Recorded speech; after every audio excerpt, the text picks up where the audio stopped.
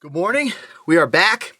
Before we jump into this podcast, I'm so stoked to drop another episode of the You Love to Hear It, especially with one of my best friends, DalyWear, aka the Overstoker, aka the guy who helps me out not only monetarily with creating this whole entire dream, but supports with just making so much behind the scenes effort and work for this whole entire thing to go down. I know you guys are going to love this episode. I have to say before it drops that we are also available on Spotify, iTunes, all of the podcast streaming platforms. If you're watching, please drop a thumbs up on this. Consider subscribing. We are dreaming on the road to 100K right now, and we're currently in Vermont. So if you guys are trying to figure out where we're going to be next, Casey-Willax.com, we updated the schedule. We have the next, 2 weeks of the East Coast. We're going to be in New Hampshire. We're going to be in Vermont. We're going to be in Rhode Island, Connecticut, a bunch of places. So Casey-Willax.com, follow along, stay tuned. So stoked to share this with you guys. I know you're going to enjoy it for the dream.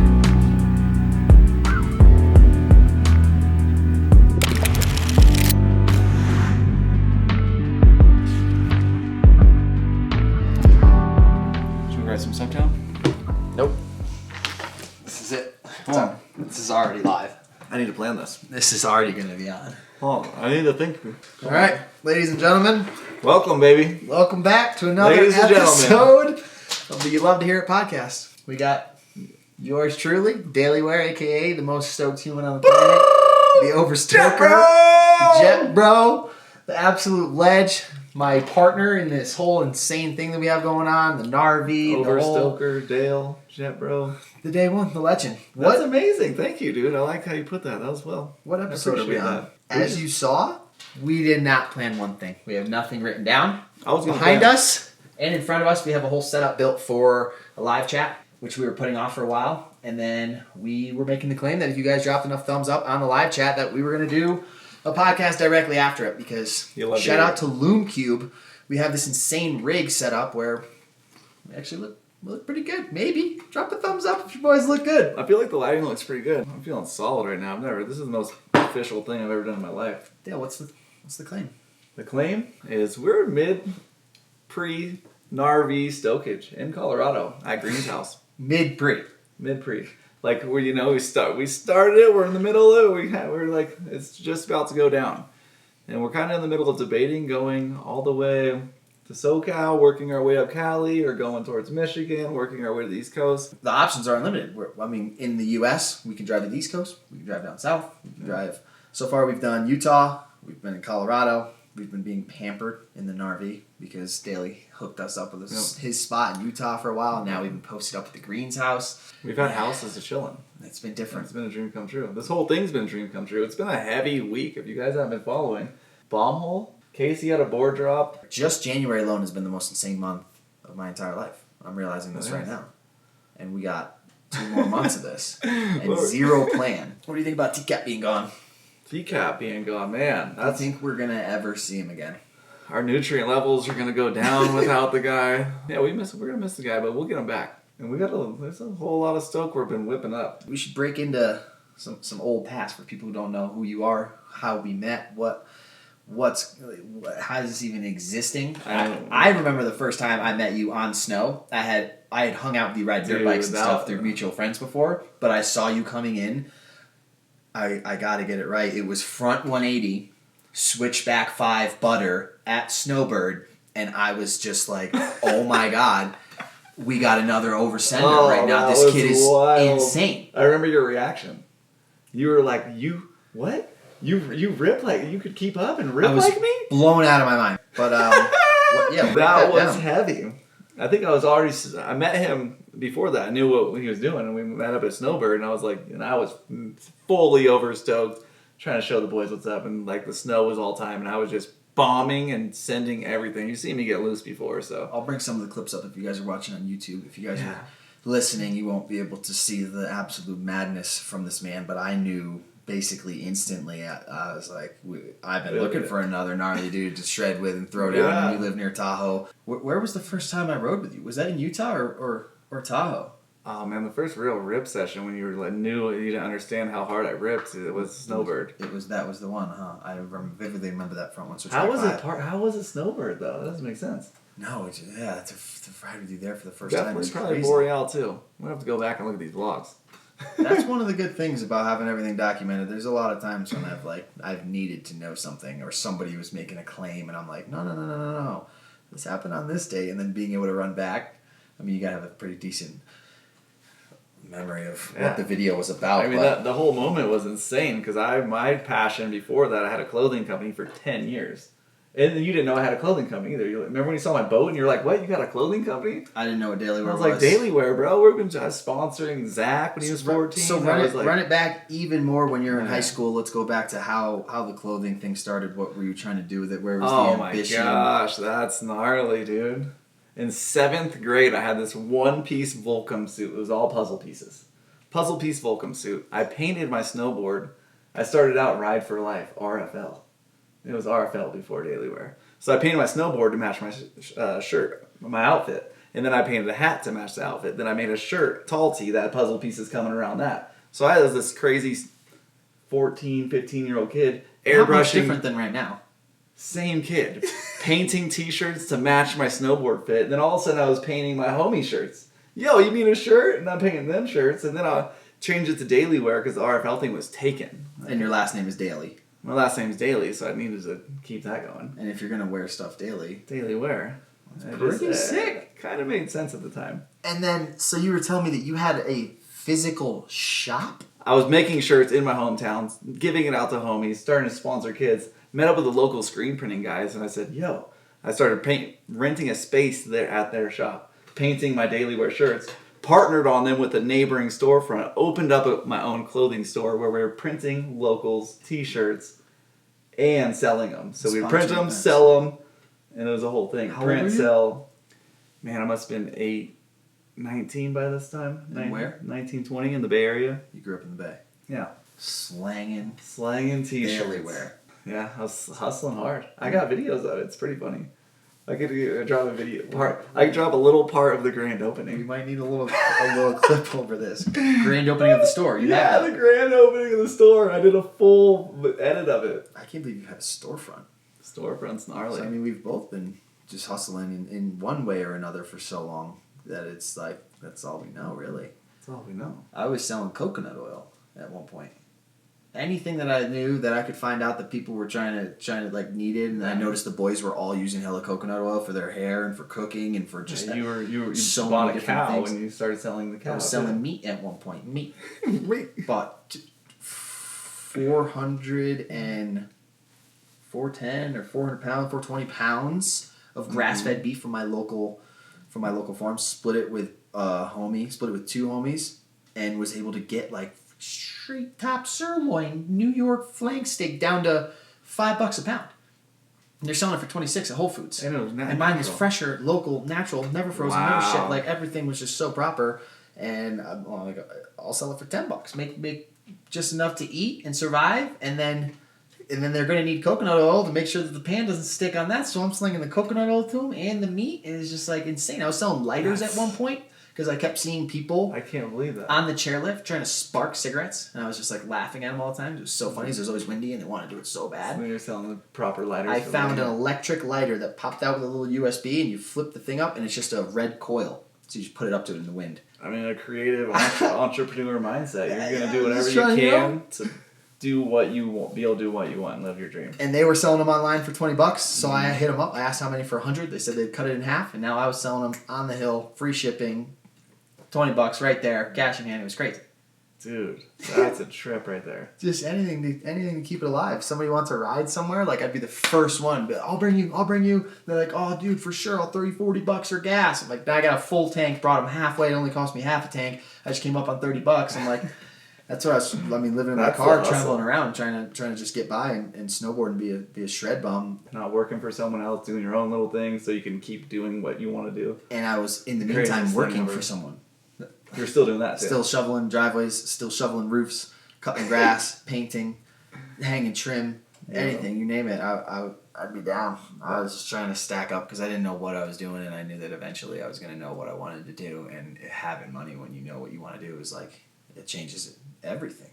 Literally changes everything. Literally everything. And it makes you get yourself in different situations. Like me with remodeling the house, like you'll do anything. All of a sudden I'm framing windows, doing sheetrock, mudding, taping, texturing, painting, flooring, walls. I'll do anything.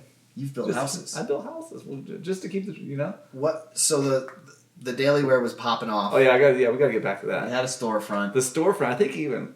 Oh, I gotta get this timeline right. Right out of high school, first thing I did. Me and 6 friends moved to South Lake Tahoe, 1 block from the beach, 1 block from Heavenly. All got jobs at the ski resort at Heavenly. Right out of high school. So I graduated in June. By October, I was in South Lake Tahoe with 6 of my best friends snowboarding every single day. I have the exact same story. The exact same story. It was just insane jamming all the homies into the house, and you being in Tahoe doing the same exact thing in South Lake, the same age. Well, me and B-Dub. Freaking weird. And then how many of your friends now did you meet through that? Moving to Tahoe? Yeah. Oh my gosh, so many. It's hard to freaking go back, but yeah. All the homies that I'm best friends with to this day, Brent, Jamal, Crowbar, met all of them at Mount Snow. And it's funny how those are all like your day one homies, still there. They'll always be there, and there's so much love because that moment in life with them. And it's like we did have our day ones, but Jamal did the same thing. Jamal moved up from Jersey. Like that's something that you guys are listening, and you guys are at a younger age, and you don't know what to do. I can't push it enough. Get with the homies. Just humble yourselves. Stack up $1,200 or $2,000, whatever you can, all summer long. You got 8 months to do it, even more, 9 months or whatever. Stack it up so you can get out, so that you can pay off your season up front. We used to literally drop like $800 on the pass, drop $2,000 on the winter. It was like $400, 5 months. The whole entire season was paid off, and then your job that you have working at the mountain, you get a free job, and they give you, or you get a job, they give you a free pass, and then you don't have to pay for your pass if you do it that way, or if you want to do it the other way, then you buy your pass, and then you're just shredding the whole time like me, and then you try to get a dish job or something like that, or you do both. And I can't tell you how many people we meet every day that tell us like, yo, I saw your Mount Hood video or something, and I drove out here, I've been living in my car for the first week. Next thing you know, you meet somebody, they put you on your couch, they get you a job, now you got a pass, now you're shredding, now you got some of the best friends and memories that you could ever have in your life, and you were contemplating whatever that you didn't want to do before that. You know, maybe either take a year off, desk job, or like right off the rip, or go to college and go get hammered and like waste your parents' money. Oh no! But I mean, I'm all about if you know what you're going to do and you want to go to college and you want to hammer that out. And you got my best friend did the college thing while we moved to Tahoe, killed it. You can even do stuff's online now, but that is just such an insane route and so many people. I mean, it takes it's gnarly. It takes a good, decent human to commit and do that. So I always thought like, wow, you're just surrounded in a mountain town like that with a bunch of legends, because you got to be kind of a legend to like commit and go somewhere and move somewhere new and commit to just straight shredding all the time and just not trying to save up a 401k. Like that takes some commitment, and it's like so you meet some cool people that are all like-minded. That's how I literally have all my best friends to this day. That's insane. So awesome. TCAP did it too. You know, it's funny. TCAP didn't move in with us in that house because he was fortunate enough to where his parents had a crib. So he actually moved to that house. Started renting that one out with some other girl or something like that, or some other dude. And he, I wish he was here. We got to do it. First of all, drop some comments. Let's get 50 TCAP comments and we'll do a TCAP. You'll love to hear it podcast. But something happened and like, I don't want to give away too much stuff, but like he got blacklisted from working at the mountain. I could be like fully wrong. We'll get it true, but it's around those lines. TCAP tried to play him, but I only lasted 2 weeks at the ski resort. Oh no. Yeah. Oh, I did years. No, I didn't. Years and years and years. No. I set up an easel in my bedroom and started airbrushing T-shirts, and I was selling those T-shirts at a local shop in South Lake Tahoe, South Shore Fitted. They sold shirts, and I would just hustle T-shirts. The DalyWear stuff, you've always had random merch all over the place. Even when I met you, there was gear and stickers and prints and presses and tabs and labels and everything. And fast forward to now is insane. People the Overstoked line and the merch and everything is just the whole message behind it. It's so obvious. It resonates with the moment that I heard Overstoked. You one of those things where you're like, oh my gosh. It's like it's like the word that was on your tongue that you couldn't think of who it was or the actor in that movie, and then someone says it, you're just like, oh, you feel that relief. Oh my gosh! I had been overstoking my whole life and didn't realize what was really going on. Yeah. What about the day I said the word Overstoked? I was in Park City, Utah, remodeling my family's house. It snowed a foot every day for like 2 or 3 weeks. It was insane. Powder day every single day. I was overstoking. Went to this resort. Took one of the best runs of my life. Right after that, I go into the restaurant. Lady behind the desk gives me a golden ticket for the day. to have anything you want, as much as you want, inside the restaurant. Mid-lodge. And then I'm like, are you kidding me? So I walk out with 2 piles of freaking food. Homie's with me. He's like, what's wrong with him? He was just freaking out. He didn't know what was going on. I was just, stoke levels were all time. Fully maxed out. Everything I went around was just insane. And I want to say I got like... So when did it get say? I ended up getting like 5 girls' numbers that day. Oh, you're psychic. It was insane. And then I got home and I was just... I thought about it. I was like, I'm overstoked. I just had the best pow day, met the sickest homies, got free food. All these girls are just throwing their number out to me. It was insane. I was overstoking. Pow. You said it to yourself at your house? I was just like saying to myself. How old were you? Man, that was probably... I was 27? No. I was like 28, 29. Oh, so you just... This recent, yeah. I mean, I got Get Stoked t-shirts from EST, 2010. 2019. Yeah, this is new. Before that, it was Get Stoked, Stay Stoked, Stoked, everything stoked, but then Overstoked hit after that day. And you were like, this is... That was one this day. Isn't I was stoked. overstoked. This isn't stoked. I've been stoked, and this isn't what I was feeling all the other times. That's a funny story right there. The Overstoked day. Perfect day. Wow. It was gnarly to take in. But yeah. That was gnarly to take in right there, honestly. And then we met up with you at Snowbird, and it was a wrap. It was the over and the stoked connected and made the overstoked. That was mental. I think you got in my van after we met.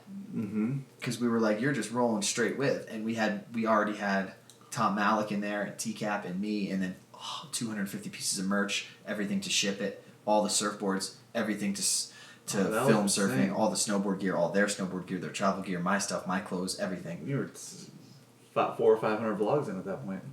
And you hopped in, you nooked your way in through the top of the 6-inch gap that would let you through, and we sent it to Tahoe. I think we should branch off. I don't want to break into that, though. And we should go to the Gnar V topic, because it's... Oh, the Gnar V topic. I think I just threw the idea out there to you, and you were so down. You were the only one that was without question. I remember where I was. I was on my porch. You called me. You told me what was going down. You said we're going to get an RV. We're going to travel the country in it. We're going to make videos of the entire thing. Go to as many resorts as we can. Stoke as many people as we can. And it sounded like the freaking dream. And I said, okay, we're buying an RV. In my head, I was ready to buy the RV. I already bought it. We had looked for I think it was July. Couple months. July or... We kind of just kept our eyes on it. And I remember I kept telling you, because you were so about it. You were more about it than me. We lost the light. Jetbro. Those things are legit. Yeah. All right. And I remember you were so about it. You were more about it than me, because you kept sending me photos and Craigslist ads, and you kept all these things, and we weren't ready. We hadn't have the money saved up yet. We thought we were going to team up on it. We thought TCAP was going to throw down. We thought there was going to be 4 people. And I knew that when it was going to go down, it was going to go down. So, like, with the fact that we weren't together, we didn't have the money, we hadn't figured it all out exactly, I just kept saying, like, don't worry. You're looking for the RV at a time when the RV's not even going to pop up that we want, because we're not ready to grab it. And then something happened. We were heading up north. We were about to link. The winter was about to start. I was coming back from Mexico. It was me, D-Dub, TCAP maybe, coming from Southern California. We were driving up. You messaged me, look at this freaking Jamboree, and it looked so sick. 24,000 miles on it, and it just looked... Do you remember the GPS situation? It looked so money. Oh, yeah. I asked you how far away you were from it. You told me literally 3 hours and 27 minutes. I plugged into my GPS. He was up north. I was coming from the south. 3 hours and 29 minutes. We were like 2 minutes away of 3.5-hour drives to meet up and literally scope this thing out, stoke this guy out, drop him some money, and have a guaranteed signed thing when we left there that it was going to be ours. The timing was so insane. It was like meant to be when we were the same exact distance. Meet it. Get there, low mileage, everything. We had D-Dub, we had TCAT, we had the people that were going to that you would want to be. It was just, I think that was Daly there. That was the sickest thing ever. It might have been. I just remember test driving that thing. It was a whole different vehicle. It was a completely different vehicle. It was. There was one crappy bed in the back, queen, right? Mm-hmm. That got pulled out, and Daly immediately took this thing home. In the first week before we went on the tour, we bought it. We bought it. You took it right to your house. You guys were snowboarding. It was not 2. It was like a week. You were already snowboarding, and I was working. We went to Tahoe. We're shredding, and you were. It was a full blown week, and we were riding powder. And this kid took the whole back out, destroyed all the cabinets. Built 4 bunks, I guess 2 bunks, 4 beds, 2 for storage that we use up top, 2 for the below. Custom cut all of these sick pads. Took out the front 3-4 wraparound cabinets and TV. Blew the walls out. Built a whole double bed, like king bed section that's open and removable. Took it to the shop, bearings, tires, like oil change, all the just the full tune-up, like plugs and wires. It was insane, and literally came and picked us up, and it was a completely different rig. 2 weeks later, literally a dream. Sent it true. We were so late that we were trying to make it to the East Coast for Christmas because we had TCAP and Dossie and me, all our families over there. You were beasting. You were going to do the East Coast family thing. And we sent it so fast over there. Was that the one we drove to Florida? That's when we drove to the East Coast. We all got sick. We bombed that thing across the entire United States. In like a day and a half. A couple days. It just straight ran. I think it was 38 hours, 42 hours or something like that. Insane. And we got there, hopped in the Ranger, drove to Florida. 23 hours non-stop from Connecticut to Florida. He drove the whole way. He edited the entire way. And it was in a rainstorm. It was downpouring. No windshield wipers and no headlights. The windshield wipers were literally doing nothing. It was just water was still on there, and the headlights on high beams were lower than your lows. I did 17 hours. You did like 5. Yeah, but we made it. And then that's just a random thing that came off. But when we went back up, we got to complete the Gnar V Tour for people who have joined recently in or the Gnar V story. The making of the Gnar V, where our first travels in it. And so we got back up after Christmas. We all made it for the holidays, and that's when we threw out an Instagram where we were trying to wrap the thing or paint it basically flat black because it looked crazy, like old beat up retro style, but not like cool. Yeah, we were surfing. We were on a surfing. And we literally had a straight bargain of a bunch of different people that were recommending people at different prices, and the one homie Lucas dude just came through. Straight up dialed us in for like 30% of the cost. And I mean, we straight hooked him up. He's claiming he's been busy ever since. Just so sick, and like to have that experience and like to keep it built by the community, within the community, from a homie who literally shreds, and it's just like such a G. We dialed him in with gear and everything, but I designed the whole thing on Photoshop.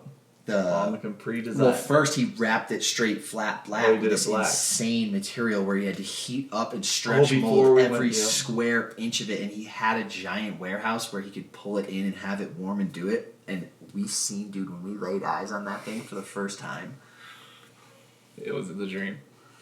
He crushed it. It was an entire. It went from That was when it went from 2000 or no 96 to 2006 to 2008. 2008 was that, and then it brought the value up insane. And then and then basically the next day he told us that he could get those stickers done, and TCAP was freaking out because we were just on the East Coast straight handling business, trying to get this Gnar V all dialed and black and perfect with logos and everything. And TCAP straight up booked a flight because we were taking so long to Colorado and bailed. And we 2 days later did all of the logos, got everything handled on the East Coast. The homie Lucas helped with everything. You designed them, you sent them to him, you printed them, we put all the Candy Grind and Lego and all banger companies on there, decked the thing out proper, and found a parking lot. Then we brought it to Adam and flew straight to Japan. That was insane. Straight to Japan. How that all called worked TCAP as he's landing in Colorado, and we're like, we are getting on a plane in 3 hours. We just found out that Niseko got like 4 feet yesterday, and the next 2 weeks are supposed to be like 20 feet. And he was just like, oh, dude, all right. Let me know when you land. And he booked the flight. We were in Japan without and he TCAP. showed up 2 days later and literally had the most valedictorian setup you've ever seen.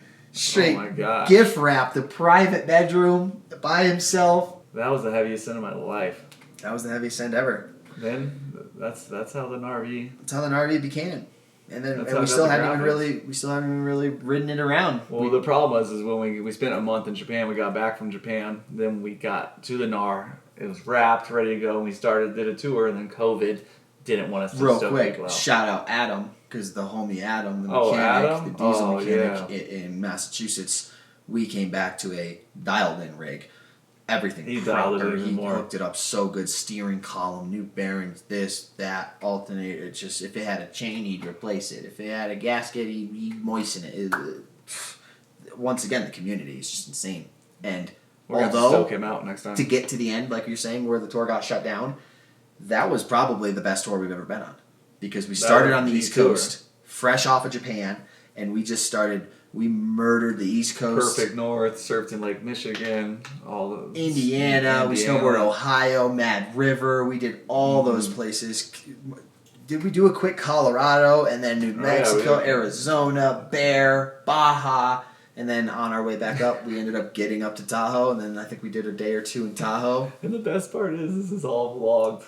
The whole thing's The whole thing is logged. There's proof. Insane. There's proof. And then it was like a crazy COVID thing, and we all separated. And I literally did not see you until next winter. Mm-hmm. That was insane. Bailed on everything. Well, I went full surf mode. You could at least still wakeboard and boat, and I was just like, I'm just getting my surfboard. You're surfing. That's the Gnar, dude. That brought us to the Gnar, and that brings us to. Now here we are. Tour round 2. Flat black sitting in the driveway, ready for some logos. Ready for some we logos. We potentially have someone in Colorado that's going to be able to help us out with that. That's huge. And we're just trying to revamp it, keep the logos new, keep the logos fresh, keep new sponsors, new stoke, new gear. We've even had some people reach out to us that have smaller companies, and we would be willing for sure to help. Obviously, you guys help support with stuff, and we can help hook you guys up, get some smaller logos on there, and dude, that'd be tight. Dude, it'd be really tight. I'm so about the community and what we've done, what we've built. Just in the past 3 days, Daly flew into Colorado, dropped a story. Anybody can pick me up. You reshare it. Boom. Oh my gosh. Supporter Homie picked me up at the airport. Drops him off at the Caribbean. Literally Operation 2 a.m. And then TCAP today, same exact deal, but opposite way. Shared a story. 6-10 hours later, somebody dials him in. He's off to the... it's just unbelievable. We needed a ride home the other day. We were on Main Street, and I literally looked at DCAP and said, let's just stand here, and hopefully somebody will see us and bring us home.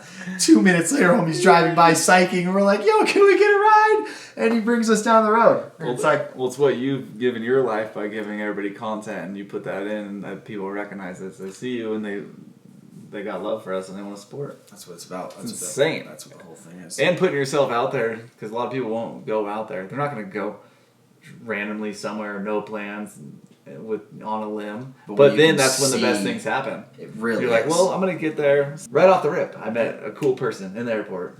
Traveler, stoked. But best plans or no plans. Yeah, you got to leave that open for opportunity. And I feel like allowing some people to see us stoke in Japan and see the way that it goes down definitely helps inspire people to be like, oh, that doesn't look that gnarly. They stayed right there. They took that bus. They went there.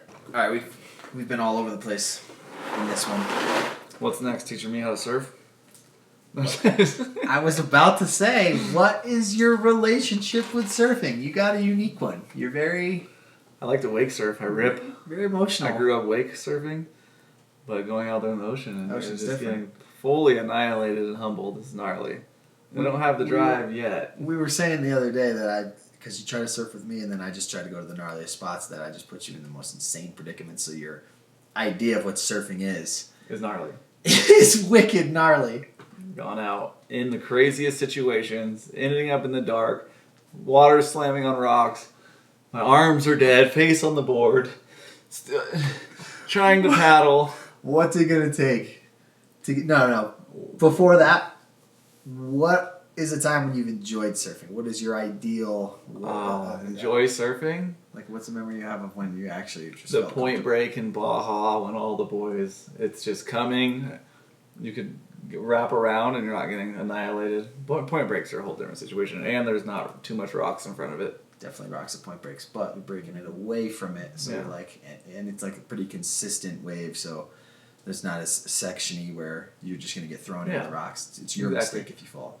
A safe point break. What's an ideal size for Dale? 3-4 foot.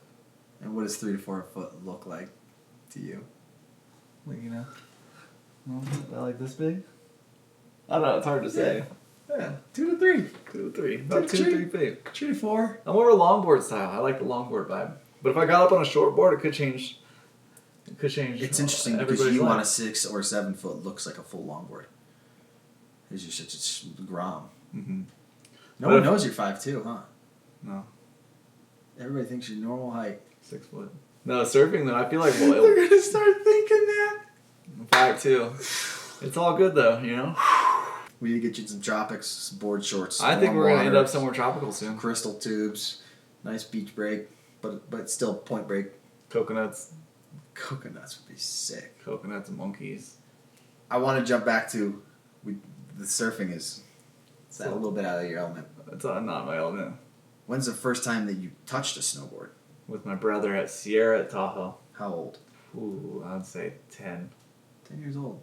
So 40 years ago almost? Mm-hmm. That's insane. It's gnarly. It took over my life. Sierra Tahoe. I remember crying, sitting there. I wish we had an air horn right now. Because they deserve a huge shout out. Sierra, this is my first place I ever rode. Sickest resort in the world. And that was just devastating what happened last year. Though. I couldn't even begin to grasp how insane that is. So how was it? First turns? Trouble? I was pissed. Falling? I mean, I was getting around. It was a powder day. Oh, no. And I was just stuck in the snow. Oh, no. Throwing a tantrum. My brother threw me out there. They were all ripping. I was a little... Quick PSA. If you guys are trying to learn how to snowboard and you're going out there for your first couple days or whatever and it's a pow day, find some groomers. You want to go on a hard-packed trail that is not fresh pow because there's a whole leaning thing going on and there's a whole edging thing of snow building up that you just as a beginner do not want to deal with.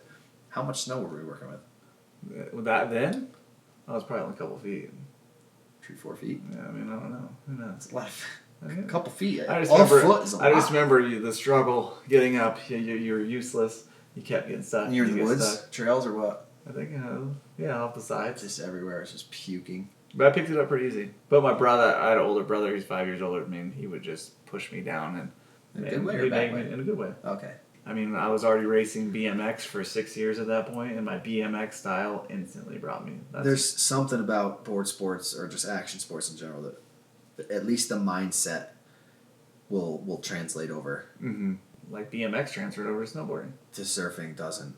But yours did because you've been surfing, you've been wake surfing, you've been wakeboarding, you've been doing... When I'm up on a wave, it's a different story. It's game time. It seems to be usually the problem with everybody.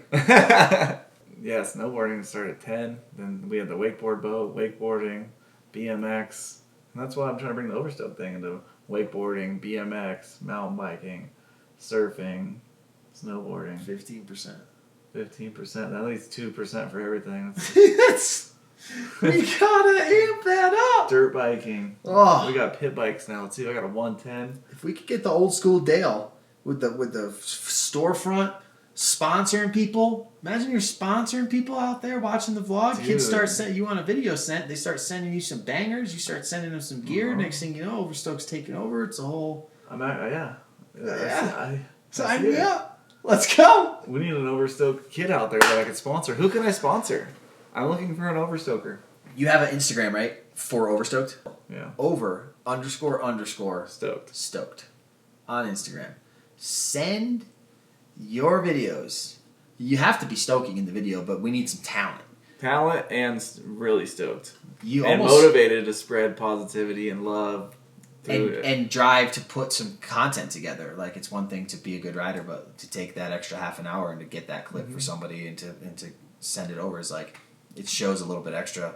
If you're going to be getting something out of it, you're going to be getting some merch, you're going to be repping, you got to be giving something that brings smiles. Something that brings smiles. Send it. DM, direct message, your bangers, your clips. Put something up. Don't just send a banger and then send a message. Make something proper. Make it.